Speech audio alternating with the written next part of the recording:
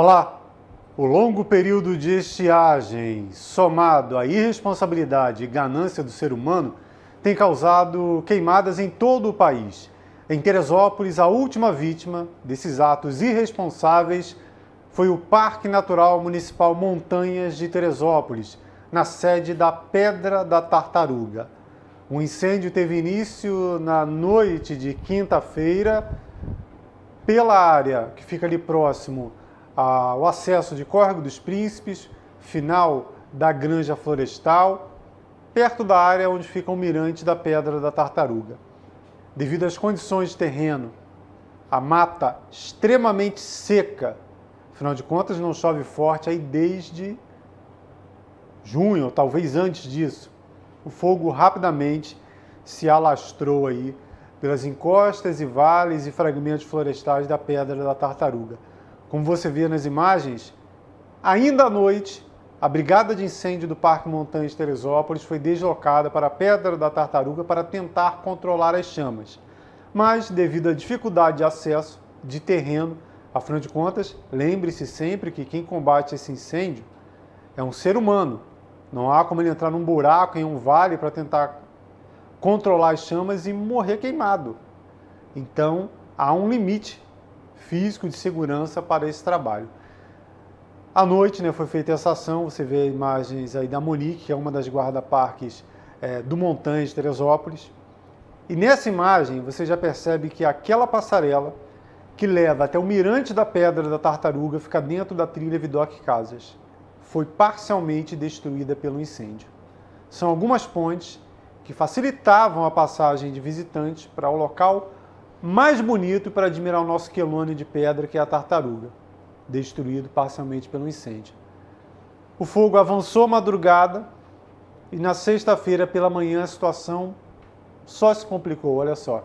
Lá atrás a Pedra da Tartaruga já praticamente toda destruída por esse incêndio responsável. As chamas avançaram por conta do vento, um vento forte também na manhã de sexta-feira, em direção à Pedra do Camelo.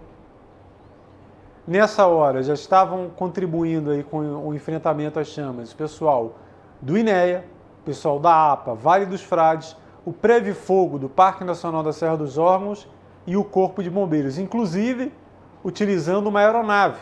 Vê aí um helicóptero do Corpo de Bombeiros do Rio de Janeiro para fazer esse trabalho, para dar esse auxílio. Pegando a água do Clube do Lago, ali no bairro da Posse, o helicóptero fez diversas viagens. Olha só, ele baixa ali no Clube do Lago, pega a água, volta e despeja lá na região da Pedra do Camelo. Essa imagem foi feita pelo Marco Catão, que é morador da região.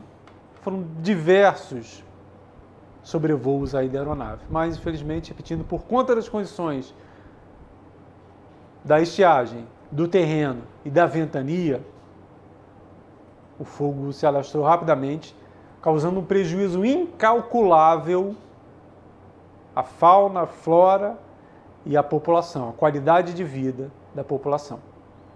Saia do campo poético de achar que defender a natureza é coisa de hippie, coisa de ambientalista maluco. Isso afeta todo mundo, prejudica a qualidade do ar, da água, e a diminuição de espécies gera diversos outros problemas. Então, o Parque Montanhas foi a vítima mais recente, tudo indica incêndio criminoso. Essa situação, combustão espontânea, outras situações, são raríssimas as situações onde isso pode ocorrer. E nesse caso específico, o fogo começou na quinta-feira à noite, bem perto ali do Vale do Córrego dos Príncipes, ou seja, não teve queda de raio, não teve nada de sol aí atingindo lata ou vidro, como alguns aí deduzem que possa acontecer, indicando a mão pesada do ganancioso e irresponsável homem. Temos uma cena aqui, um registro feito pela Monique também, a guarda-parque aí do Montanhas de Teresópolis. À noite, você já viu a ave à noite? Não vê, ela está no cantinho dela escondida, e um pássaro desnorteado no meio da trilha da Pedra da Tartaruga. O lar dele, o habitat dele afetado, e ele é desnorteado no meio da trilha à noite. Esse é só um exemplo. Temos diversas aves afetadas, insetos, répteis, entre outras espécies aí do Parque Montanhas, isso só na sede de Tartaruga, só lá na sede de Tartaruga. Qualquer incêndio criminoso deve ser motivo de preocupação e, se possível, os responsáveis identificados e autuados. No caso do Parque Montanhas de Teresópolis, a gente fica ainda mais triste, porque essa região até 2009, antes da criação do parque, sofria bastante justamente em consequência da irresponsabilidade humana. Havia extração de pedras, havia mortes na disputa por venda de granito nessa região. Se não tivesse sido criado o parque, que hoje é um excelente atrativo turístico, além da sua função como um local para se conservar espécies diversas, não teríamos a Pedra da Tartaruga, provavelmente. Já poderia haver um bairro ali, casas ocupando a cabeça da tartaruga.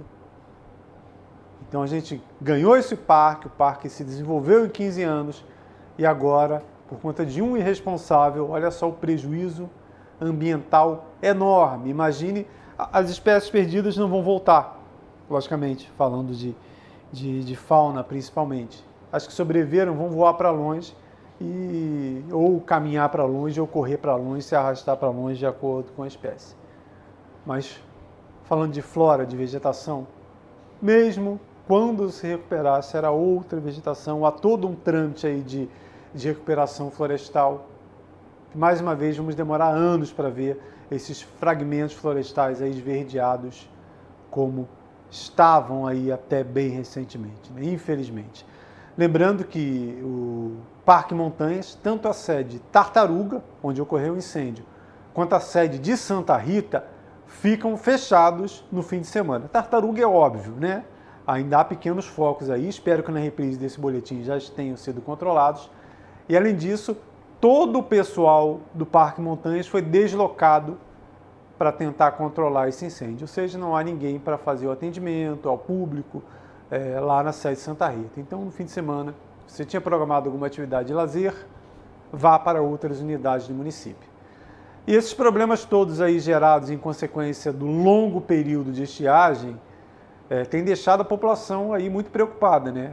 Porque além dos riscos ambientais, como incêndios como esse aí, problemas de saúde gerados em consequência desse calorão, baixa umidade do ar e tudo mais. O repórter Vinícius Barros foi a campo para saber como o Teresopolitano está fazendo para encarar esse calorão em pleno inverno. Olá a todos que nos assistem. Mesmo no inverno, os termômetros em Teresópolis estão marcando temperaturas surpreendentes. O calor, que tem chegado aos 31 graus, está causando desconforto na população, especialmente para aqueles que sofrem com problemas respiratórios. A alta temperatura, fora do esperado para essa época do ano, está movimentando o mercado local, especialmente com bebidas geladas em alta. Muitos acreditam que o calor intenso é consequência das queimadas e de falta de chuva, fatores que, segundo eles, estão agravando a situação. O professor de matemática, Daix Araújo, ressaltou a importância da hidratação e se proteger contra a exposição ao sol. Muita hidratação é fundamental e, dentro do possível, proteger o corpo da incidência do sol de maneira direta. Esse calor tem lhe afetado em alguma maneira? Como professor, na área de atuação, eu normalmente estou em um ambiente protegido. O que eu tenho feito realmente é ter cuidado com a hidratação. Eu preciso trabalhar com a voz e isso então é fundamental. O comerciante Johnny comentou que, devido ao aumento da temperatura, a demanda por açaí teve um grande aumento, assim aumentando suas vendas. Esse calor para a gente foi até bom, a questão do sorvete do açaí aumentou demais as vendas, só que o clima um pouco mais seco, né, a gente acaba ficando um pouco mais cansado, mas é que tá dando para levar. E não pode esquecer de se hidratar, né? Não, tem que se hidratar bastante, porque o tempo está muito seco, devido às queimadas também, o ar fica muito pesado, né? A gente se sente bem exausto. Vinícius Barros, da redação do Diário, para Diário TV. Complicadíssima situação. Inclusive o IMET emitiu um alerta aí de preocupação, né? De sistema severo, por conta da baixa umidade, né? Alerta de clima severo por conta da baixa umidade do ar e riscos aí de problemas de saúde. A Defesa Civil, em conjunto com esse alerta do IMET, divulgou algumas dicas aí para esses dias, né? Ainda não há previsão de chuva nem para tão cedo. Então, primeiro, hidratação. Beber bastante água, o que é essencial para manter o corpo hidratado e combater os efeitos da baixa umidade, como a secura da garganta e do nariz.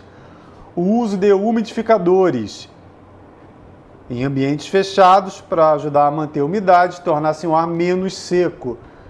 Não tem esse equipamento. Utilize baldes com água molhada ou toalhas aí da mesma maneira para auxiliar.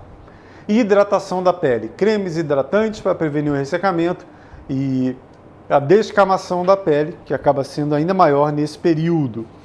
São algumas das dicas, todas elas você vê lá no nosso site, que é o netdiario.com.br.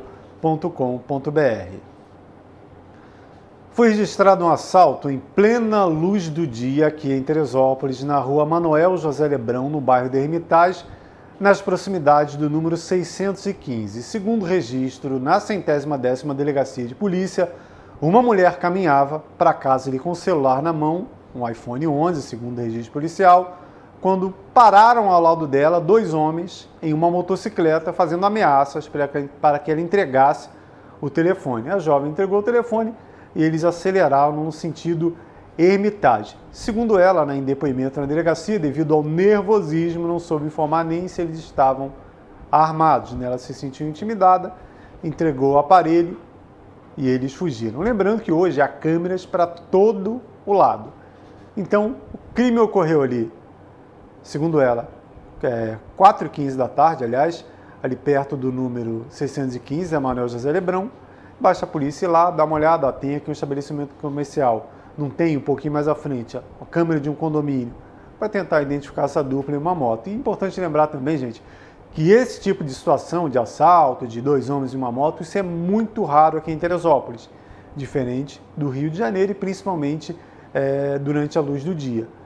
Segundo dados aí do Instituto de Segurança Pública do Estado do Rio de Janeiro, o ISP, a média de assaltos na cidade é de 3 por mês. É baixíssimo mesmo.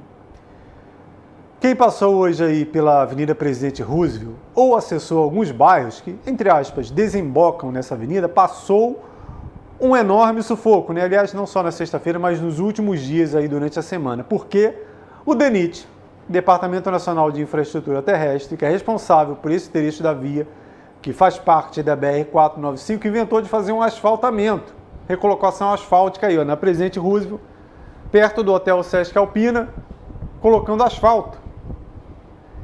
E virou um mega engarrafamento. Olha só a estrada José Gomes da Costa Júnior, bairro da Posse, Campo Grande, Cascata do Imbuí, Granja Florestal, só de um lado. Quem vem do outro lado, né, quem vinha do outro lado, Parque do Imbuí e Caleme, a mesma coisa, ficou preso no trânsito por um longo período, horas até, porque não havia fluxo de veículos ali na Presidente Roosevelt. Sair ali, já é um funil ali, já é horrível. Olha só do outro lado. Vem ali, parou o trânsito, tudo engarrafado, e do outro lado também, Caleme, Parque do Imbuí. As pessoas ficaram um longo período. Teve gente que reclamou 1 hora parado no trânsito, porque não andava, e buscando rota alternativa. Porque saindo ali, e tentando virar para a esquerda, direção ao centro da cidade, ia ficar agarrado mais um tempão. Quem conhece um pouquinho, saiu para a direita, tentou passar por quebra-frascos. Quebra-frascos, Pimenteiros, aí depois vem vindo por trás, Panorama. Só que isso aí, em algum momento ali, muitas pessoas começaram a lembrar, tem esse acesso, deu engarrafamento em quebra-frascos. Chama atenção, precisa fazer o recapeamento? Será que precisa? Precisa. Tem que fazer durante o dia? De repente é um tipo de asfalto, um material que tem que fazer durante o dia? Faz um comunicado. Informa a população, nas próximas quinta, sexta e sábado, teremos engarrafamento porque vamos fazer asfalto aqui, vamos fechar metade da pista. Mas ninguém ficou sabendo disso. Imagine você, um morador da Posse, por exemplo, está lá com voo marcado, Rio de Janeiro. Olha a distância que é para chegar ao Galeão, por exemplo. Aí, vou sair de casa ali, dentro do horário limite, e fico 1 hora agarrado nesse engarrafamento. Perde o voo. E quem é que vai pagar? E quem vai compensar? O DENIT? O governo federal? Não foi emitido nenhum comunicado, ninguém sabia dessa obra aí. É uma estrada federal, mas fica dentro da cidade. E cadê a prefeitura para cobrar algum tipo de responsabilidade? Ah, não temos. Como é que não temos? Está dentro da cidade. Ah, não é gerência do município, vai lá e aperta, quero saber, está dentro da minha cidade. Vamos informar a população melhor. Aliás, informar não é a boa prática do governo, né? Muito mal informa, pessimamente assessorado e cada dia piora mais, né? Às vezes a gente descobre aí por pessoas de vários locais, menos da onde tem que vir, que é a assessoria da prefeitura, né? Péssima assessoria aqui em Teresópolis. Fechando a semana com mais 2 flagrantes aqui da Carmela Dutra. Uma situação, inclusive, que eu venho alertando sempre e por muito pouco não foi registrado um acidente em consequência da contramão. Preste atenção. O carro sai do estacionamento aqui em frente do Diário. Olha lá.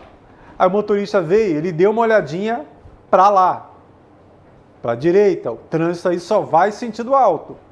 E quando ele vai sair, passa um motoqueiro na contramão. E ele teve que frear para não bater no condutor da moto, que meteu na contramão aí, ó, meteu o pé na contramão, nem quis saber. Sorte, deu tempo, sorte dele, né? Isso pode chamar de sorte. Olha lá, deu uma freada, mais um pouquinho ali, ó. Se ele tá dando aquela meia olhada no celular, tá meio distraído, ia jogar o cara para cima e o condutor da moto ainda dizer que depois a culpa é do motorista, mesmo ele estando na contramão. Falando em moto, mais uma vez, olha só. Calçada agora virou rua aqui na Carmela Dutra, mais um flagrante. Ah, vou fazer a entrega, não vou dar a volta não, vou meter a moto na calçada e sair acelerando. Imagine uma velhinha saindo do prédio, um idoso, uma criança, ser jogado para cima por uma moto. Situação se repete diária e frequentemente aqui na Carmela Dutra. Vou falar o que eu falo sempre, vão resolver, sabe quando?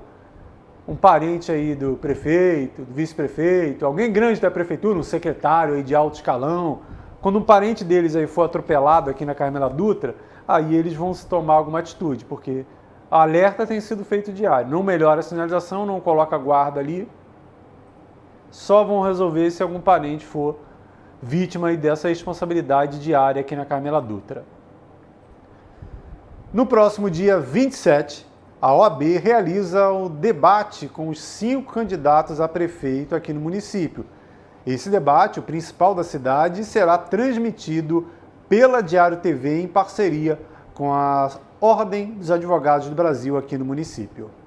A ideia desse debate surgiu aqui na TV Diário, num giro de celeridade que estávamos fazendo em Teresópolis, né, acompanhando a doutora Ana Tereza Basílio, né, presidente da Comissão de Celeridade da Seccional. E numa entrevista na Diário surgiu a ideia desse debate, né? A ideia se desenvolveu e hoje nós já estamos às vésperas da realização e a gente entende que a OAB não pode se furtar essa oportunidade de que os candidatos apresentem suas ideias, né, suas propostas e tornem mais fácil a escolha pelos eleitores, né? Essa é a ideia do debate. E desde que se lançou a ideia, vocês têm ouvido representantes de todos os candidatos, feitos os convites para que todos participem desse processo muito importante, né? Sim, a gente tem procurado fazer fazer as coisas de maneira assim muito transparente, né? Mas obedecendo uma formalidade. Isso é defeito do advogado, né? O advogado ele tem lá o método dele, né? O processo. Então a gente já emitiu os convites oficiais para a reunião onde nós vamos apresentar as regras, né, ouvir os representantes dos candidatos, estão todos eles convidados aqui. E então é um procedimento bastante democrático desde a sua organização, né? Então a gente vai apresentar essas regras, como é que a gente pretende proceder no dia, né? Sortear os lugares de colocação na mesa, todo esse tipo de coisa. Então, anote aí na sua agenda, debate é no dia 27, aqui na Diário TV. Dia 27, Diário TV, esse é o debate envolvendo os 5 candidatos ao posto máximo aí do Palácio Tereza Cristina, em Teresópolis. Fechando a semana com mais uma atualização aí das obras da Feirinha do Alto, né? Ia entregar em agosto, já entramos em setembro, mas parece que agora vai essa primeira etapa aí da Feirinha do Alto, né? Atualizando aí, mostramos no começo da semana e atualizamos a imagem de metade da feirinha aí sendo apresentada e quase entregue à população de Teresópolis, especialmente esse lado aí que é a área da praça de alimentação, né, que está há 2 anos naqueles contêineres improvisados e horrorosos ali em frente a um dos shoppings do bairro do Alto. Nesse canto aí, a gente já olha de fora, realmente agora está ficando bonito.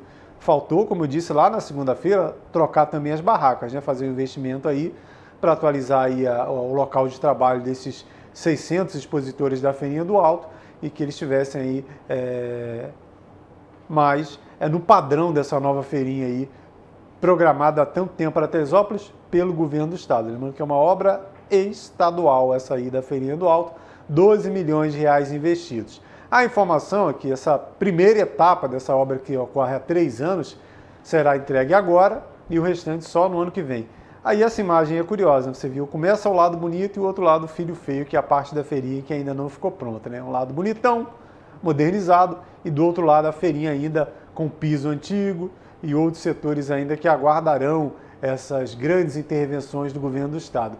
A quadra também chama atenção, né? Olha o piso da quadra, aparentemente bem bonito e funcional, né? Esperamos que depois que comece a utilização ele realmente dure bastante tempo, porque a Prefeitura de Teresópolis fez aí um tempo atrás umas reformas de praça aí, né? Aquelas que contratou a empresa, que a empresa não concluiu, depois foi embora, e as crianças começaram a usar, os adolescentes, e logo depois descascou tudo, ficou horroroso. Essa aí parece que não, né? Mas também 12 milhões de reais empregados na obra da Feirinha do Alto. Vamos ver quanto tempo dura essa nova área de lazer lá no bairro do Alto. Mais uma reportagem agora do Vinícius Barros, falando aí de um sistema criado aqui em Teresópolis para auxiliar os idosos que têm dificuldades com a tecnologia. Com o avanço da tecnologia, a terceira idade tem dificuldades para se adequar aos novos produtos, que constantemente vêm se atualizando, fazendo muitos deles desistirem de adquirir um novo. Pensando nisso, um desenvolvedor de Teresópolis criou um serviço para sanar este problema, com suportes voltados para a terceira idade. NetoNerd é um serviço de suporte tecnológico ao idoso. Basicamente, nós prestamos assistência técnica e consultoria técnica na área da tecnologia para as pessoas idosas. Como que surgiu essa ideia? Bom, essa ideia surgiu quando eu estava fazendo um curso de programação e dentro desse curso tinha um aplicativo chamado Helpdesk. Esse Helpdesk basicamente era um chamado de suporte para alguma finalidade. Daí eu tive a ideia de dar um suporte para a pessoa idosa, que basicamente é uma classe necessitada de suporte tecnológico, não sabe usar tecnologia. E inicialmente a gente começou com justamente um site para as pessoas chamarem a gente. Mas a gente viu que os idosos não estavam sabendo utilizar o site, nós desativamos o site e ficamos só com o conceito de ir na casa do idoso fornecer o serviço. De onde surgiu esse nome, o NetoNerd? Então, foi uma discussão que, na verdade, antes eu era mais 3, né? Era eu e mais 3.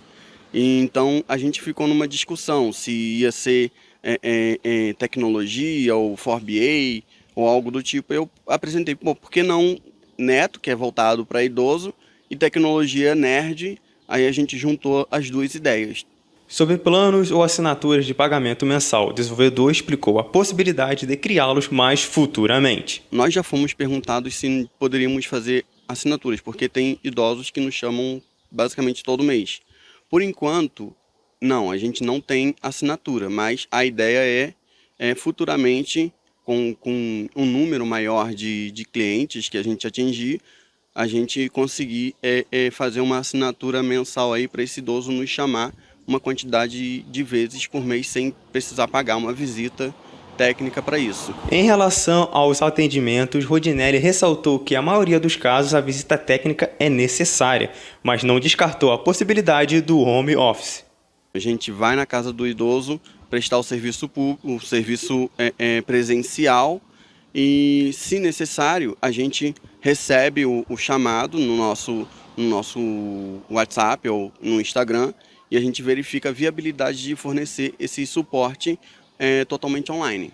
Para saber mais sobre o Neto Nerd, acesse o Instagram Neto Nerd Oficial ou pelo WhatsApp 21 977 39 5867. Esse foi mais um boletim informativo direto da redação do Jornal Diário e Diário TV.